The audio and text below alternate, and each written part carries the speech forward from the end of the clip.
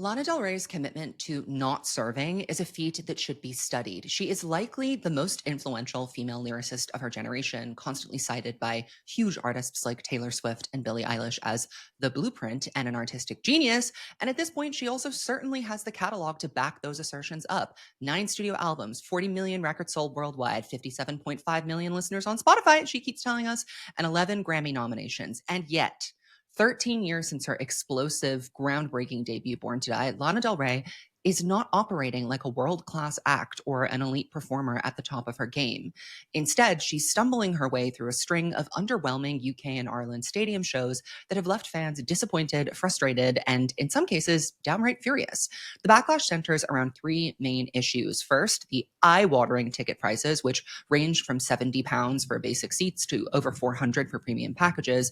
Many fans forked out upwards of $300 for what they assumed would be a career-defining immersive stadium experience, and what they got in return felt to many like a half-hearted appearance. At her Cardiff show, Lana appeared over 20 minutes late, delivered a barely 90-minute set that included only 15 songs, several of which were covers or pre-recorded visual projections rather than live vocals. The performance included long stretches of time spent off stage, and while some people were praising the visuals and her vocal tone, many fans walked away feeling like they just hadn't got their money's worth. Number two, the set list, largely unchanged from her touring schedule over the past 3 years, only added to the sense of stagnation. There was little energy, no spontaneity, and no attempt to tailor the show to the moment or to the massive venues that she was now playing. To some fans, it felt like Lana was going through the motions, aloof, detached, and unwilling to evolve her live presence to match the scale and the price of the event. So her energy, that's a third thing. And the end result, a storm of complaints on social media. Viral posts comparing her set to other major stadium tours like Beyonce's Cowboy Carter and Taylor's Eras Tour, and even longtime fans questioning whether Lana even really wants to be a live performer or if she's just doing it to collect a check.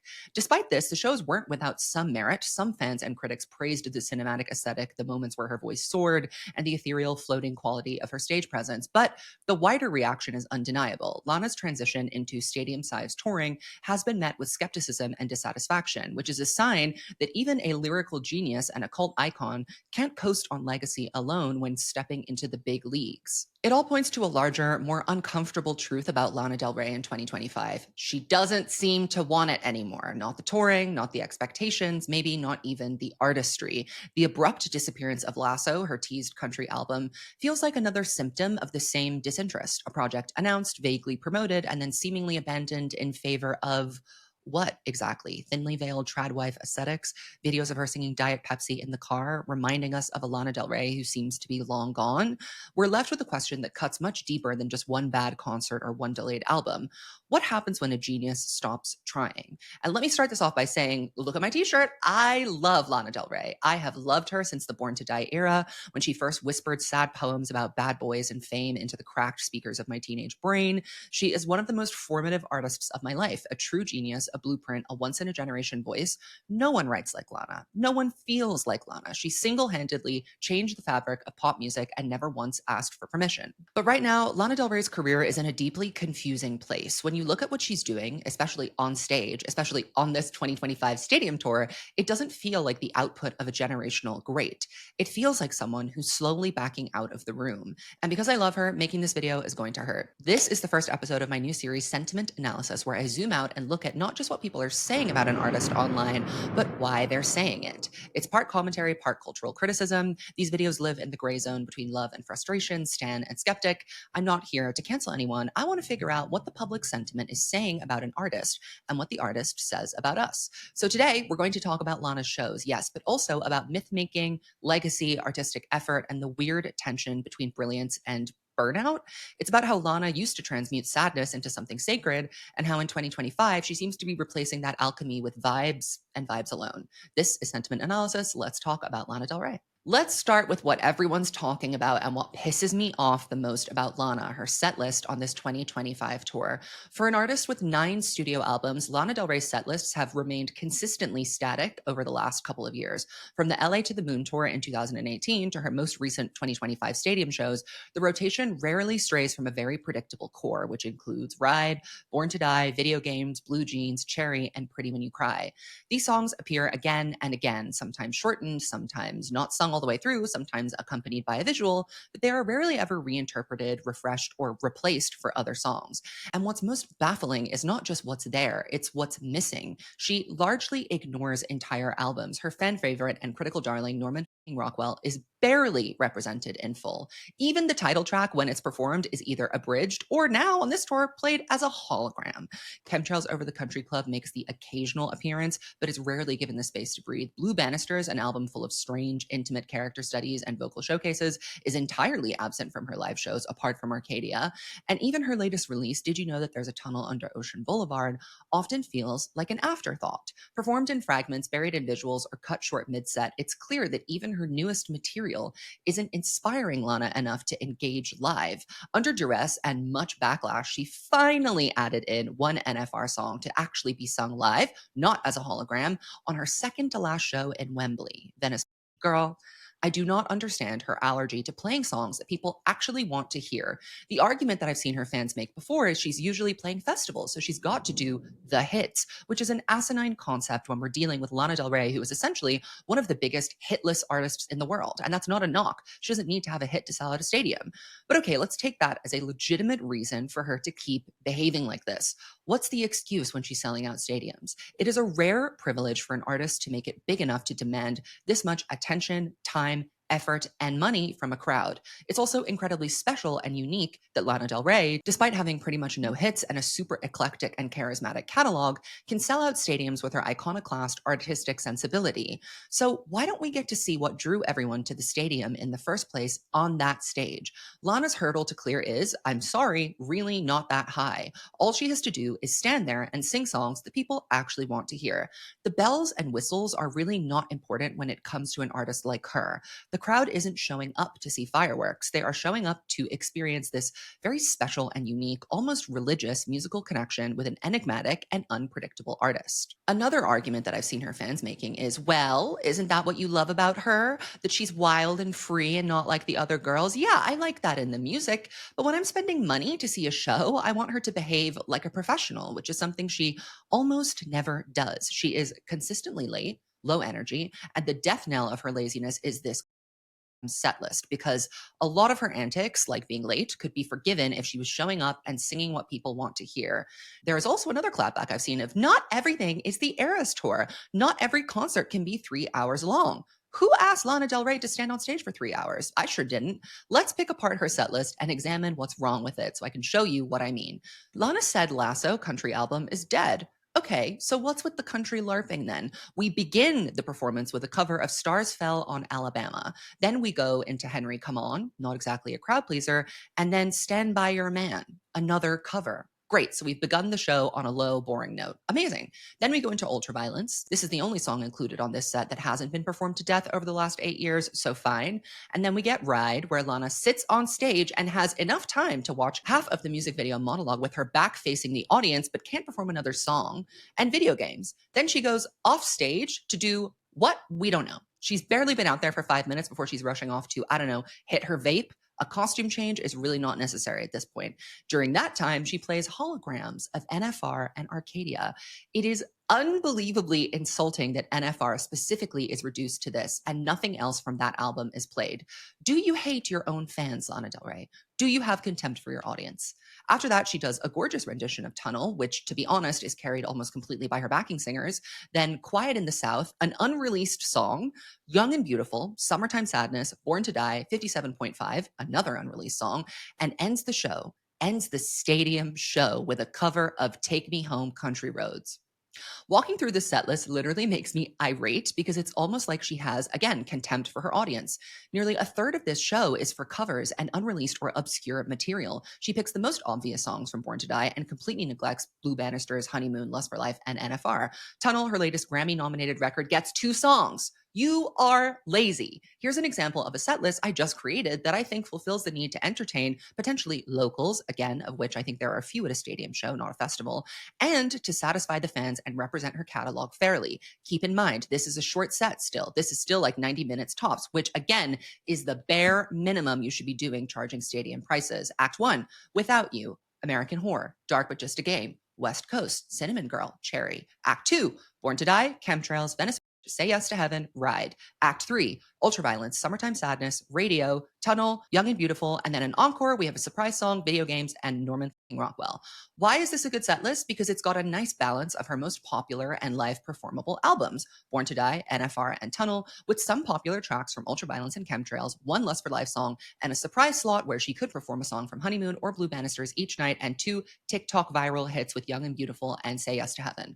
Notice how I left everything off from the album she has failed to announce or promote, as well as the unreleased songs from said album. Yeah, there is also not a cover in sight, especially not when you're doing 15 songs. This setlist she's put together is emblematic of Lana's broader disengagement, not from music necessarily, but from performance, from the active labor of shaping her legacy. She's treating the stage like it's a place to appear, not a place to transform. And for an artist whose entire appeal is based on myth-making, melancholy, and aesthetic world-building, this feels like a collapse of intention. The Lana Del Rey I know howls at the moon. She picks flowers and mutters incantations to herself. She writes songs while sobbing in the shower at the hotel. Her ancestors whisper sweet nothings in her ear, and she takes them down for us and shares them beautifully through song. She's a dynamic, full-throated, eccentric artiste. That person does not exist on this stage. It's not that Lana can't serve, it's that right now she won't. And that, to me, is unacceptable. So what are the critics, the professional live music reviewers, saying about this show? They're actually being kind of positive about it, which I understand, because if you've never seen a Lana Del Rey show before and you're not that plugged into her music, the mere fact that someone like her is playing stadiums is rather astounding. Here's a quote from the Guardian review that I really liked. At the heart of this concert is a remarkable set piece following Quiet in the South. The house starts to burn, its air of Douglas Sirk melodrama and stultifying domesticity tumbling into Hitchcockian mania. Okay, girl, doing too much with the references. A section of Bernard Herrmann's Vertigo score plays, and Del Rey answers it with an offstage recitation from Allen Ginsberg's Howl, which becomes the intro to Young and Beautiful. It's bravura stuff, capped by her gradual rise from a secondary stage as the track ends. Now clad in a cocktail dress, the crowd comes unglued. The review continues. Famously, though, the problem with big swings are the misses. There are a few here, notably a hologram Lana sitting in a window while snippets of NFR and Arcadia ring from the speakers. Aside from wasting 2 killer songs, it creates an unwanted break in the dialogue she maintains between artist and audience elsewhere. There aren't many stadium spectacles driven by the gut-level understanding found in Del Rey's plea to the room during a mesmerizing "Did you know that there's a tunnel under Ocean Boulevard? Don't forget me, not a chance." That last part of the review really gets at the heart of what could make a Lana Del Rey stadium show, combined with all those references he mentioned earlier, so damn special. There aren't many stadium shows driven by that gut-level understanding of Lana's mesmerizing plea in Tunnel of "Don't forget me." That is what makes the potential of these shows so huge. And there are so many more of those moments in Lana Del Rey's catalog that just aren't captured or brought to life in this set list. White Dress would go crazy for this exact reason. Down at the Men in Music Business Conference, the yearning of it all, the quiet, steely rage in her whisper of "I'm your man" on Mariner's apartment complex, the slinky, cool drawl of "My boyfriend's pretty cool, but he's not as cool as me" on Brooklyn Baby. These are the stadium moments. We don't want to hear "Take Me Home, Country Road." Louder Than War's review of the Liverpool show poses an interesting paradigm shift. They say that there are 2 ways to look at Lana's sparseness of set lists. The first would be to view it uncharitably. Most of the tickets tonight cost north of £100, and there is the sense that perhaps Lana Del Rey is shortchanging her fans. But on the other hand, you could even see the show as an admirable refusal, even to such an enormous stage, to compromise her artistic vision to give us anything other than the exact show she envisioned herself. This is the trap you can easily fall into as a Lana Del Rey fan.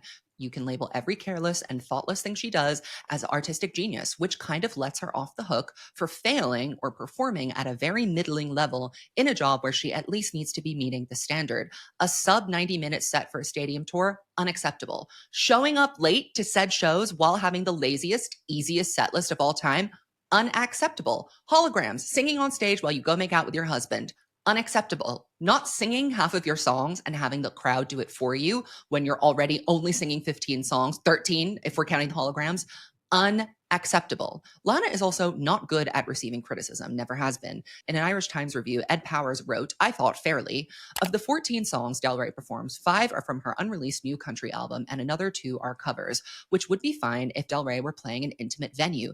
But given the effort involved in getting a ticket to the Aviva, this is the stadium, and the ticket prices, you won't get in the door for less than €100. The gig, at a trim 80 minutes or so, raises the question of where artistic expression ends and doing right by your fans begins. Lana has, of course, ignored all the hubbub surrounding these shows. And you know what's so crazy about that? For once, it's actually more her own fans leading the charge. The reviewers have been extraordinarily pleasant and gentle on her for these behaviors. The writer here in this review asks a very fair question, and Lana replies in the comment section, "This is the wrong take." And yet, at the next show, she adds in Venice and brings Addison up to do a duet. So what is the truth? You know you're shortchanging people. You know they're mad. It's also very ironic that at her first stadium performance ever in her entire career, Addison Rae is upstaging Lana with charisma and stage presence. And worst of all, with singing. You know it's bad when Addison is out singing Lana Del Rey. And here's the thing, this isn't new. This isn't some fluke or a single lazy tour. Lana Del Rey has always had a very complicated relationship with performing live. It started with her SNL debut in 2012, which was disastrous, not that bad in hindsight, but at the time considered very poor.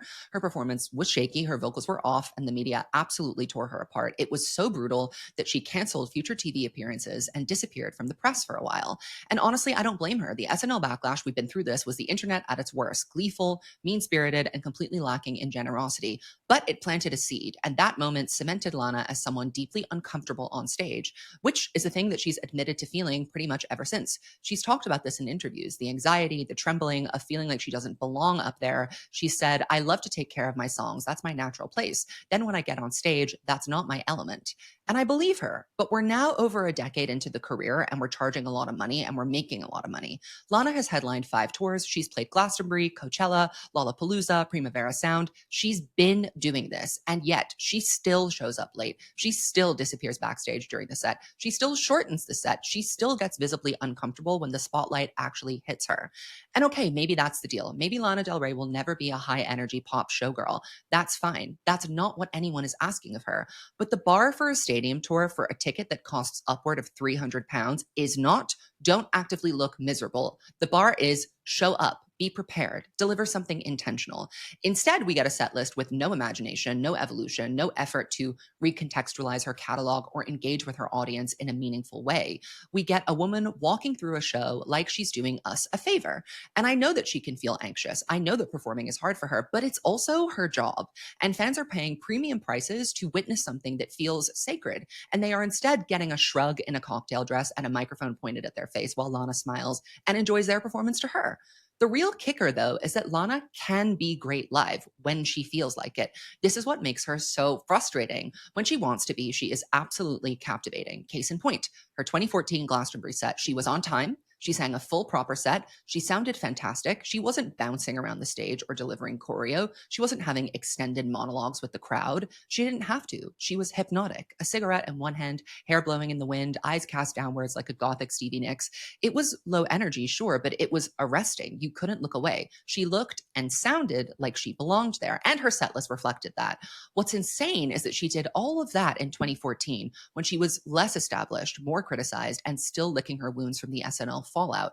That performance was proof that she didn't need to be slick or polished or crowd pleasing to be effective. She just needed to be present and she just needed to care.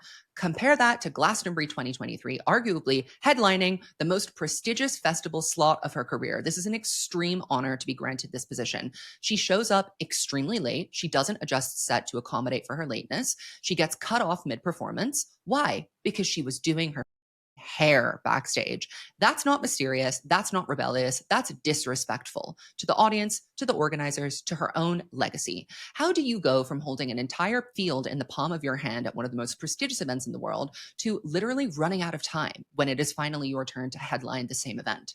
It's not that Lana doesn't have the ability to deliver a great live experience. She's done it. But over time, she has grown more erratic, more indifferent, more insular. And at this point, it feels like she's actively resisting the parts of her career that require effort. And look, the laziness has not stopped at the stage as of late. Unfortunately, and I hate to say this, it's seeping into the music too. Because even when she's not performing live, even when she's back in the one environment she's always claimed to feel safe in, the studio, it feels like Lana is packing it up. phoning it in, putting a bow on half-finished work and calling it a record. This country album era, it's a mess. She's been teasing this project. Let's be real. It's still Lasso, no matter what she says, because the integrity of the project has not shifted despite the name changing 10 times for over a year now. And not once has it felt like a cohesive, inspired, or genuinely exciting body of work. She's on her third album title. We went from Lasso to The Right Person Will Stay to who knows. She's changed the release date. She did a Pixar cover that she then took back. And now she won't even commit to a name or a date at all. And sure, that kind of chaos was once charming. There was a time when Lana's unpredictability felt like part of her mystique, but it usually followed with the delivery of an excellent piece of work. It's not cute anymore, and it's not mystique if the music doesn't justify it. And that's the problem. We're getting all of the Lana-isms, the Southern Gothic imagery, the cryptic rollouts, the cowboy hat selfies, without any of the lyrical richness, emotional complexity, or sonic innovation that used to make the chaos of staying tuned to Lana Del Rey worth it. The songs that we've heard so far, Henry Come On, Tough, Bluebird, Quiet in the South, 57.5, Husband of Mine, they're fine. They're listenable, but it's autopilot Lana, lazy Americana pastiche. Not much depth, not a lot of ache, not a lot of tension, just vibes with a country filter. What's insane is that she's now at a point in her career where she could make a masterpiece in any genre. A real country album, that's exciting. A Lana Del Rey twist on classic country storytelling, it could be brilliant. But this is instead a woman dressing up for an aesthetic and calling it a vision. And she's kind of telling on herself. The delays, the title changes, the vague promises of singles that don't drop, the shifting visuals, couldn't even get an album out in time for the stadium shows. It all signals that even she doesn't believe in this project. She keeps starting over because there's nothing anchoring it. And the worst part, that disorganization, that, oh, I'm just going to go with the flow attitude, is reflected in the music itself. The music feels as scattered as the rollout. Let's circle back to how Lana once said she loves to take care of the songs, but this new work doesn't feel cared for. It feels tossed together, which is tragic because if she doesn't care, why should we? And while the music falters, her public image just gets weirder. Lana has always been an artist deeply entangled with her own mythology. She's built her persona as carefully as she's built her songs. But lately, that persona has taken a sharp turn because as the music becomes more hollow, what she seems to be investing in instead is the optics, her body, her man, her aesthetic. We all noticed that sudden weight loss, the vanishing act. She came back visibly thinner, dressed in florals and bows, speaking softly about values and honesty and finding a partner who doesn't have skin in the game, which is totally fine on paper. But when you pair it with the trad wife cosplay, the conservative Southern visuals, the random Morgan Wallen name drops, and the rumors about her husband's politics, it does start to feel like a coded shift, a message. And that message is, I'm done with the chaos and the duality of being a performing artist. I'm here to settle down. I'm hot and I'm married now, and that's it. That's the art. She marries her husband, Jeremy, a Louisiana Bayou tour guide, a non-public figure, but one whose background immediately sparked speculation. There were a lot of rumors about him being pro-Trump, MAGA aligned, politically conservative. His accounts pretty much instantly went private. Lana has meanwhile said nothing about that, and she doesn't owe anyone an explanation. And while we don't know the truth of his political affiliations or what that even means to Lana Del Rey, what we do know is that she is simultaneously leaning harder than ever into this Southern Gothic trad wife aesthetic, barefoot in the grass, baking in a prairie dress, singing Tammy Wynette covers like she's auditioning for a Hobby Lobby commercial. It's giving, I have a husband now, so I'm good. I forgot about all that other stuff. I'm fine. And I'm sorry, but that is a tragic downgrade for an artist who is as brilliant as Lana Del Rey. This is a woman who once made sadness cinematic, who made erotic confusion sound like prayer, who wrote Norman Rockwell, Cinnamon Girl, White Dress, these songs that crack open her chest and spill out every insecurity, every contradiction, every tiny power struggle of being a woman. And now she's out here doing her hair backstage and being late for the show, performing for 80 minutes, looking bored, singing about her husband, and calling that a stadium tour. It's not that she got married or that she lost weight or that she's leaning into country music. It's none of that. It's actually that she seems to be more focused on her external achievements than her internal work. The music, the thing that once felt so labored over, so lived in, and so sacred, is now starting to also feel like an afterthought, a side hustle to support the real dream, looking hot with my man. And look, Lana Del Rey is allowed to evolve into whatever woman she wants to be. She's allowed to be happy. I want that happiness for her. But what we're witnessing in tandem isn't an evolution of her artistry. It's a retreat, a dulling down, a replacement of interiority with image. A woman who once wrote in blood is now writing in beige. And Lana's commitment to not serving is not just a disappointment. It's a case study in artistic disengagement. She is without a doubt one of the most gifted and influential lyricists of the 21st century. She rewrote the rules for how a pop star could sound, look, and feel. Her music has shaped a generation of artists and fans alike. And yet in 2025, it feels like, again, she's slowly walking off stage mid song and not looking back. This isn't just a bad tour. It's not even about the half baked album rollout or a confusing rebrand. It's the quiet erosion of Lana's intention, a genius who is no longer trying. And when someone like Lana stops trying, it hurts more than most because we know what she's capable of. We've seen it, we've heard it, we've experienced the brilliance, and we don't want to settle for less. Lana said on Tunnel Under Ocean Boulevard, "Don't forget me." But the truth is, she's the one that's disappearing from the stage, from the music, from the messy, gut wrenching honesty that made her unforgettable in the first place. You might say I'm making a mountain out of a molehill, but I have felt that ever since Tunnel was nominated for Album of the Year, Lana's investment in her own work, her attitude towards her own legacy, has changed in a way that makes me feel kind of sad. So now I want to hear from you. What do you think is going on with Lana right now? Is this just a phase? Is it a detour on the road to reinvention? Or has she truly decided to trade in the depth and the danger of her art for something quieter, prettier, and easier to live with? This is an extremely sensitive topic. I know Lana Del Rey fans are very passionate. I'm a Lana Del Rey fan. I'm very passionate about her legacy and her career and her artistry, which is why I'm making this video in the first place. It sucks to see Lana kind of flopping. And it's not even that she's flopping, because sometimes when someone flops, but they're trying, you can kind of be like, okay, well, you showed up and you gave it everything. Something to be said about Katy Perry with 143. She's showing up. She's doing the Lifetimes tour. She's humiliating herself every single night. She's committed to the bit. Lana is legit so half-hearted. She is so neither here nor there. She is so blasé at the moment that I'm finding it hard to see a way forward that's interesting, because it is overall boring. And I guess that's the worst crime of it all. All right, this has been your very first episode of Sentiment Analysis. And don't forget to leave me a comment. Let me know what you think. Goodbye. See you in the next one.